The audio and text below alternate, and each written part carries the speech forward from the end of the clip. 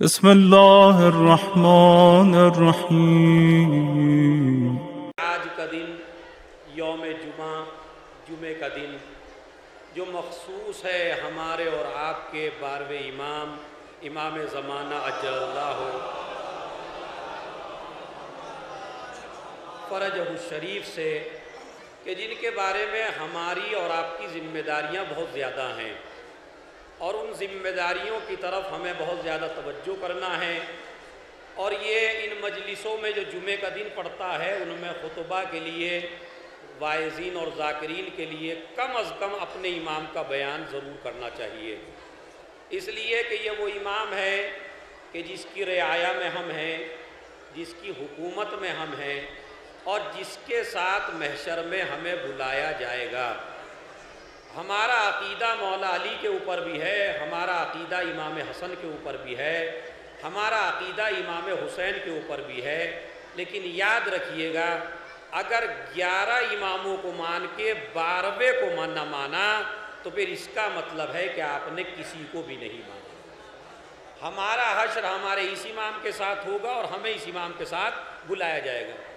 اسی لیے جمعے کا دن جو مخصوص ہے ہمارے اس امام سے، چونکہ ہمارا امام پیدا بھی اسی دن ہوا، ہمارا امام ظہور بھی اسی دن کرے گا، ہمارا امام دشمنوں کے اوپر غلبہ بھی اسی دن پائے گا، اور ہمارا امام جب ظاہری طور پر امام بنا تو وہ بھی جمعے ہی کا دن تھا۔ لہذا یہ جمعے کی ایک ہسٹری ہے جو میں آپ حضرات کی خدمت میں سب سے پہلے بیان کرنا چاہتا ہوں، اور وہ یہ کہ جمعے کے دن مومن کے اوپر پہلا فریضہ ہے، وہ میری ماں بہنیں بھی سن رہی ہیں اور میرے بھائی بھی سن رہے ہیں، اور میرے جوان بھائیوں سے میرا خطاب ہے جو بزرگ ہیں وہ مجھ سے بہتر جانتے ہیں کہ سب سے زیادہ ثواب جمعے کے دن شریعت نے جس چیز کا رکھا اسے غسل جمعہ کہا جاتا ہے۔ یہ غسل جمعہ کوئی بھاری چیز نہیں ہے، غسل جمعہ کوئی مشکل چیز نہیں ہے۔ غسل جمعہ کے لیے روایت موجود ہے، دیکھیں کتنی سخت روایت ہے، اور جس امام کی بارگاہ میں ہے، کس امام کی بارگاہ میں ہے؟ مولائے کائنات علی ابن ابی طالب کی۔ ایک صلوات پڑھیں ان کے نام پر۔ یعنی جس امام کی آپ بارگاہ میں ہیں اور آپ زیارت کے لیے آئے ہیں تاکہ آپ کا سفر بالکل اچھا رہے اور کامیاب سفر رہے، کہیں ایسا نہ ہو کہ جس طرح آئے تھے اسی طرح چلے جائیں یا اس سے برے حال میں چلے جائیں، اس لیے کہ ہماری ذمہ داری بنتی ہے۔ یہ بڑا اجتماع خالی نہ نان کھانے کے لیے ہے، نہ بریانی کھانے کے لیے ہے، نہ یہاں تفریح کرنے کے لیے آیا ہے، بلکہ یہ اجتماع آیا ہے عبادت کرنے کے لیے۔ یہ اجتماع آیا ہے اپنے اماموں کی معرفت حاصل کرنے کے لیے۔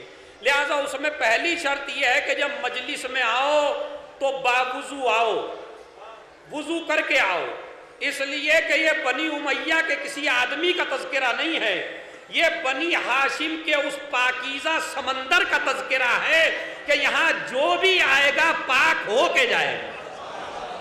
لہذا پاک ہونے کے لیے سب سے پہلے آپ کو مجلس میں جوانوں وضو کر کے آنا چاہیے، پاکیزہ لباس پہن کے آنا چاہیے، اس لیے کہ دنیا کے ہر جلسے میں آپ کا حصار کرنے کے لیے پولیس بلائی جاتی ہے، آپ کا حصار کرنے کے لیے فوج بلائی جاتی ہے، توپیں لگائی جاتی ہے، اسٹیج بنایا جاتا ہے، مگر جہاں جتنے بھی اجتماعات ہیں ان جلسوں کی حفاظت کے لیے غیر معصوم آتے ہیں، کوئی معصوم نہیں آتا۔ مجلس اعضا وہ اجتماع ہے کہ آپ غیر معصوم ہو کے مجلس کرتے ہیں اور فرشتے معصوم ہو کے تمہاری حفاظت کرتے ہیں۔ صلوات بھیج دیں محمد اور آل محمد۔ تو یہ تو مجھے بطور تبرک بیان کرنا ہے۔ سب سے پہلی شرط ہے غسل، غسل جمعہ ضرور کرو، اور اس کی تاکید یہ ہے کہ جب انسان غسل جمعہ کس طرح کرتا ہے؟ غسل جمعہ کرتا ہوں سنت قربتاً اللہ، سر اور گردن دھویا، دانا حصہ دھویا، پھر بایاں حصہ دھو دیا، یہی ہر غسل کی ترکیب ہے۔ بڑا آسان سا نسخہ، بڑی آسان سی چیز، لیکن کتنے منٹ لگتے ہیں آپ کو غسل کرنے میں؟ بتائیے، 2 منٹ، 3 منٹ، پھر کرتے کیوں نہیں ہیں؟ اچھا آپ نہاتے ہیں یا نہیں نہاتے ہیں؟ روز نہاتے ہیں آپ، دن میں 3 بار نہاتے ہیں، لیکن ان نہانوں میں اور اس نہانے میں فرق یہ ہے کہ جب دن میں 10 بار بھی نہائے تو جسم کا میل صاف ہوتا ہے، لیکن اگر نیت کر کے غسل جمعہ کر کے نہاتا ہے تو بدن کا میل بھی پاک ہوتا ہے، روح پاکیزہ بھی ہو جاتی ہے۔ صلوات بھیج دیں محمد اور آل محمد۔ لیکن اب یہ بتائیے ہم کتنے شیطان کے بہکائے ہوئے میں ہیں کہ ہم نہا لیتے ہیں مگر غسل، ایمانداری سے بتائیے آپ درگاہ میں مولا کی کتنے آدمیوں نے آج غسل جمعہ کیا ہے؟ اچھا اتنے بڑے مجمع میں اتنے لوگ، میں پھر کہہ رہا ہوں توجہ چاہ، یہ تو امام جانتا ہے کس نے کیا اور کس نے، لیکن میرا حسن ظن یہ ہے کہ سبھی کر کے آئے ہوں گے، کوئی ایسا مسئلہ نہیں ہے۔ لیکن آپ سماعت فرمائیں کہ کتنی آسان سی چیز، روایت کہتی ہے جب مومن غسل جمعہ کر کے فارغ ہوتا ہے تو اللہ اسے گناہوں سے ایسے پاک کر دیتا ہے جیسے ماں کے پیٹ سے ابھی پیدا ہوا ہو، یعنی اب اس کے ذمہ کوئی گناہ نہیں رہتا۔ خالی 1 لوٹا یا 2 لوٹا یا 4 لوٹا پانی کا ڈالا آپ نے، کس لیے؟ قربتاً اللہ سے قریب ہونے کے لیے۔ اس کا مطلب یہ ہے کہ بڑی بڑی عبادتوں کا نام عبادت نہیں ہے، توجہ چاہتا ہوں، بڑی بڑی دعائیں پڑھنے کا نام عبادت نہیں ہے، پورے دن مصلی میں بیٹھنے کا نام عبادت نہیں ہے، بلکہ اگر 2 لوٹے بھی اللہ سے قریب ہونے کے لیے ڈال لو تو اس کو بھی شریعت کہتی ہے ہم نے تجھے گناہوں سے پاک کر دیا۔ اب میں اس کی آپ کو ایک وجہ بتاتا ہوں، وجہ کیا ہے؟ اگر آپ کو یہ معلوم ہو کہ جمعے کے دن پانی نہیں ملے گا تو شریعت کہتی ہے جمعرات کی رات میں کر لو، یعنی جمعرات میں کر لو۔ اگر آپ کو معلوم ہے صبح میں پانی نہیں ملا تو رات میں کر لو۔ اس کے بعد اگر رات میں نہیں کر سکے نماز صبح کے بعد کر لو، اگر پھر بھول گئے جمعے سے پہلے کر لو، اگر پھر بھی بھول گئے تو جمعے کے بعد کر لو، اگر پھر بھول گئے مغرب سے پہلے کر لو، اگر پھر بھی بھول گئے ہو بالکل ہی بھلکڑ کی اولاد ہو، چونکہ آدمی بھائی جب شریعت پہ عمل نہ کرنے پہ آتا ہے تو بالکل بھولنے لگتا ہے بار بار، پھر بھی بھول گیا تو شریعت کہتی ہے سیٹرڈے کو کر لو۔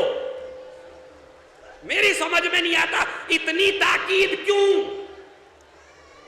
جمعرات میں کر لو، جمعے کی صبح میں کر لو، جمعے سے پہلے کر لو، جمعے کے بعد کر لو، مغرب سے پہلے کر لو، یاد نہ آئے تو سنیچر کو کر لو۔ وجہ کیا ہے؟ کہا تاکہ مومنین کو جمعے کے دن پاک ہونے کی عادت پڑ جائے، چونکہ ظہور بھی امام کا جمعے کے دن ہوگا۔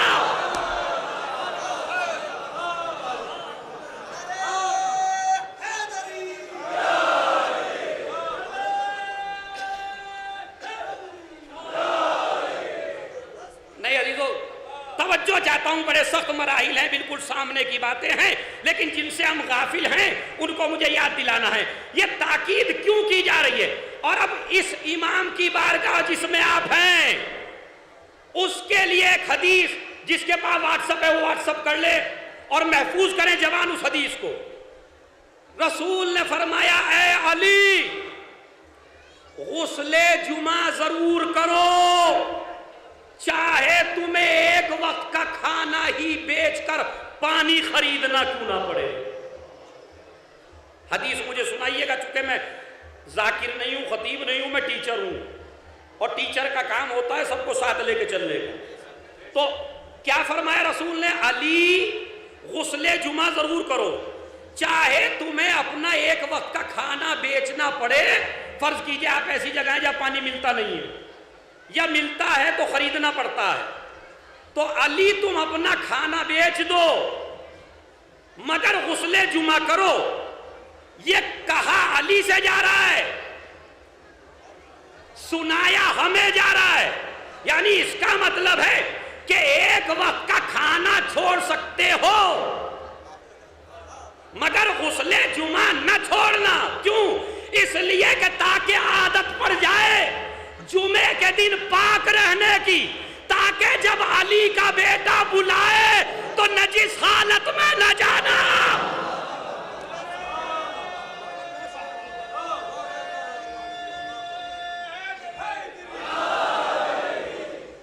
نجس حالت میں اس کے پاس نہ جانا، پاکیزہ حالت میں جانا. تو ایک عمل.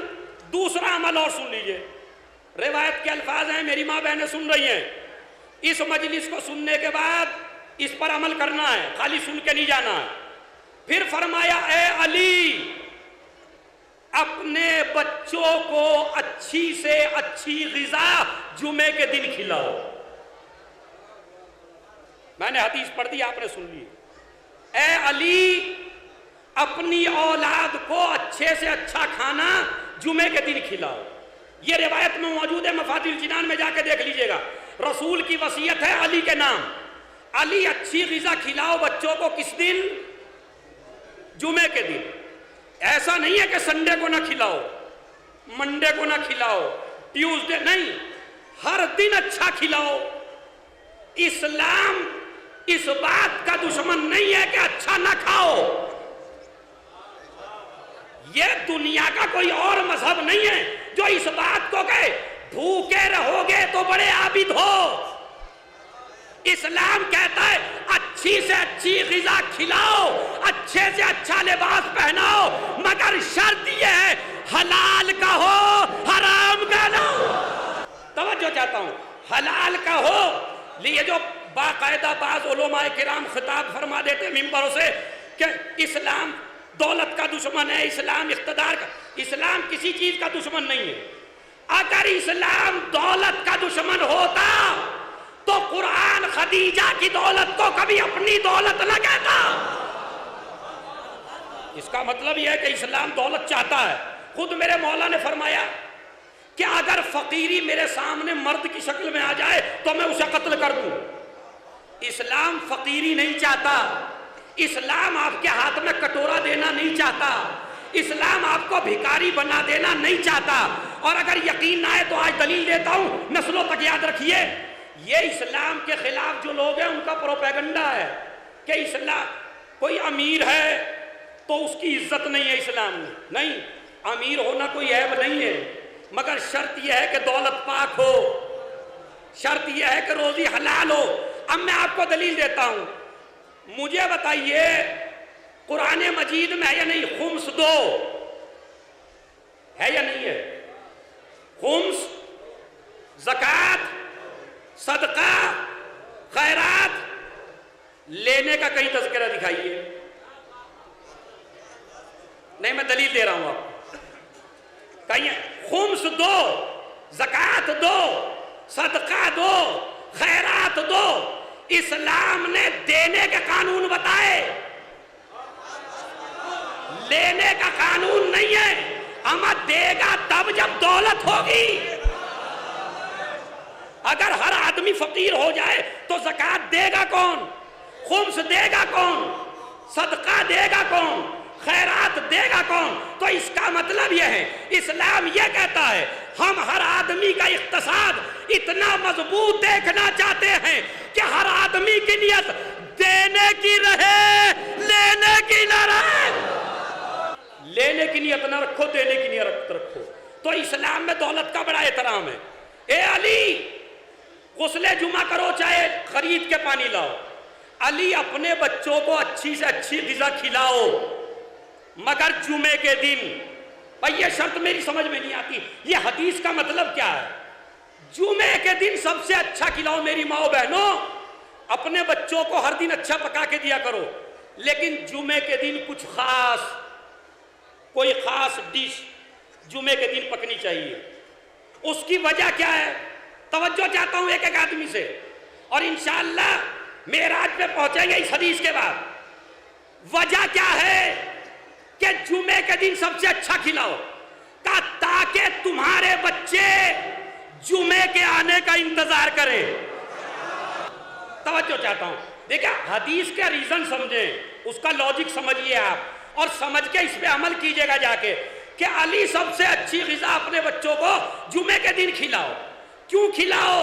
چونکہ جب جمعے کے دن کھلائیں گے تو بچے انتظار کریں گے، جمعہ آنے والا ہے، جمعہ آنے والا ہے، جمعہ آنے والا ہے.